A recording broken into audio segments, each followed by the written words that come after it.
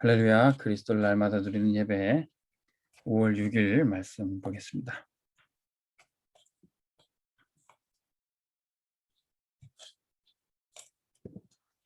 제목은 제사장의 축복입니다. 민수기 6장 22절에서 27절의 말씀. 제사장은 어떤 권세가 있습니까?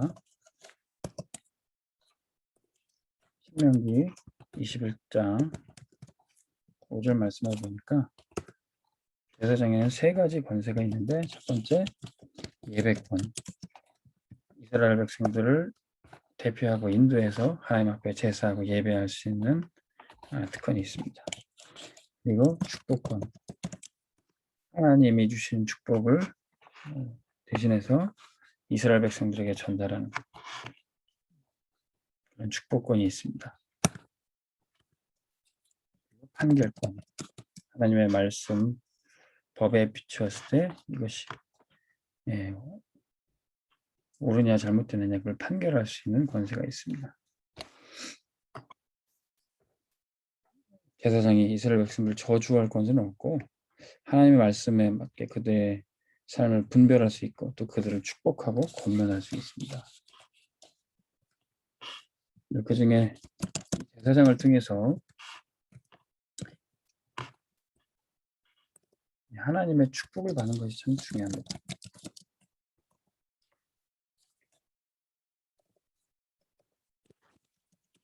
하나님께서 주시는 축복을 제사장을 통해서 선포하고 전달받는 겁니다. 오늘 말씀 22절에 27절, 23절에 24절에 여호와는 내게 복을 주시고 너를 지키시기를 원하며 여호와는 그의 얼굴을 내게 비추사 은혜 베푸시기를 원하며 여호와는 그 얼굴을 내게로 향하여 드사 평강 주시기를 원하노라 할지니라. 24절에 보니까 여호와께서 너를 지키시며, 하나님이 지키시는 축복입니다. 하나님이 그 얼굴 빛을 비추사 내게 은혜를 주시면, 26절에 보니까 평강 주시기를 원하노라. 하나님께서 주신 축복.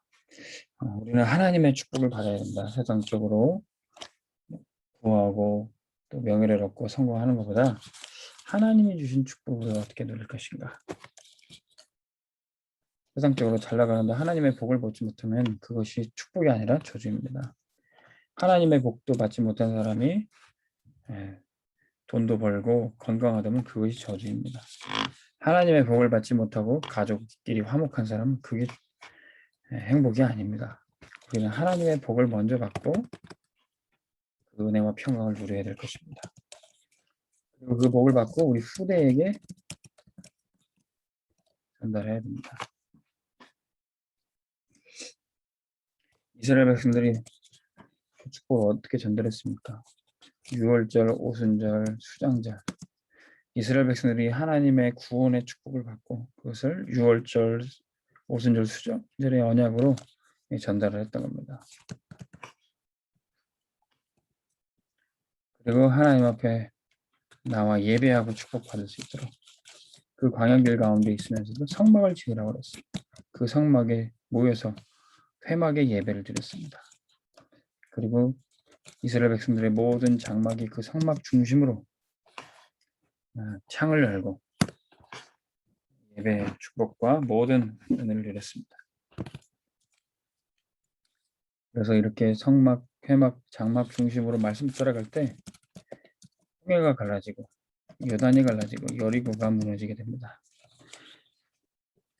가는 길에 광야길에 심지도 거지도 않았지만 하나님의 만나와 메추라기로 먹여주시고 생수를 허락하셔서 마시우셨습니다.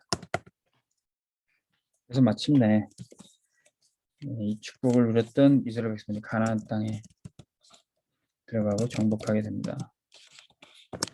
그래서 바로 세계의 복음화 하게 되는 하라고 하는 하나님의 사명이 있죠. 이스라엘 백성들은 후대들에게 이 축복을 누리고 전달을 했던 겁니다. 자, 그런데 하나님이 이스라엘 백성들을 사랑하시고 축복하시면 빨리 광야를 벗어나 가나안 땅으로 들어가게 하실 텐데 그 광야에 그렇게 오래 두신 이유가 뭡니까? 우리도 빨리 세계복음화 되고 빨리 렘넌트가 잘 자라고 교회가 성장하고 그러면 되는데 우리가 왜 광야 같은 생활을 오래 겪는 이유가 무엇일까요? 우리가 하나님의 축복을 받으면은 어떤 상황이라도 상관없다라는 그 답을 얻게 하기 위한 것이에요. 우리 생각에 이런 조건이 이런 형편이 좋아야 된다. 그것은 하나님 앞에 하나님의 능력 앞에는 아무런 상관이 없던 겁니다. 우리 언약 붙잡고 오직 말씀을 따라갈 때 흑암은 흑암 세력은 무너진다. 우리가 이걸 깨닫게 하기를 원하십니다. 그래서 눈앞에 보이는 현실에 흔들리지 말고 현실은 중요한 것이 아니라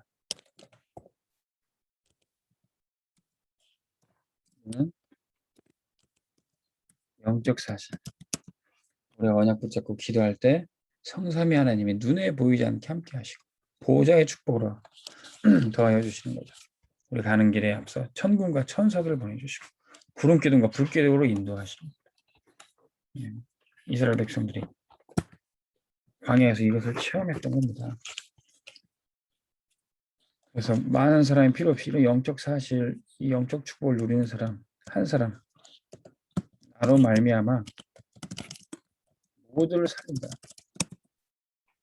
영적 사실을 알고 영적인 축복 누리는 사람 중에서 모두를 살리는 것을 체험하게 하십니다. 그래서 설령 위기가 온다고 해도 위기는 하나님의 능력을 체험하는 기회가 되는 것입니다. 앞에 홍해 바다가 있으니까 그 갈라지는 역사를 체험하게 됩니다. 여리고가 있으니까 무너진 걸 체험하게 됩니다. 아모리 연합군이 단체로 나왔을 때 해와 달이 멈추고 전무후무한 역사를 체험하게 됩니다. 그래서 가나안은 이스라엘 백성들이 열심히 싸워서 이긴 게 아니라 하나님이 싸우시니까 오히려 우리는 싸우지 않고 승리하는 것을 체험하게 됩니다.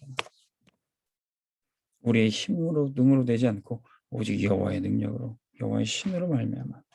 그래서 우리는 말씀 따라가고 하나님의 축복을 받다가 어느덧 서밋이 되어 있는 거예요. 서밋으로 그 현장을 정복하게 되어 있습니다. 광야의 시간이 오래 걸린다 할지라도 이 7가지를 우리가 확인하고 축복을 누리게 됩니다. 우리가 광야 속에서 늘 교회 중심, 예배 중심으로 있을 때 하나님은 반드시 우리를 축복하십니다. 주의 종을 통해서 우리에게 말씀 주시고 축복을 하십니다. 우리 또한 주의 종들을 위해서 말씀 사역자들 위해서 기도하고 중보해야 되겠습니다. 기도하겠습니다. 하나님 아버지, 하나님의 축복을 우리가 받기를 원합니다. 그리고 후대에 전달하기를 원합니다. 이 축복을 하나님이 세우신 주의 종들을 통해서 또 예배와 말씀을 통해서 우리가 전달받게 해주시니 감사합니다. 때로는 광야 같은 길이라 할지라도 늘 교회 중심, 예배 중심으로 저희들이 승리하게 하여 주옵소서. 예수 그리스도 이름으로 기도합니다. 아멘. 승리하시기 바랍니다.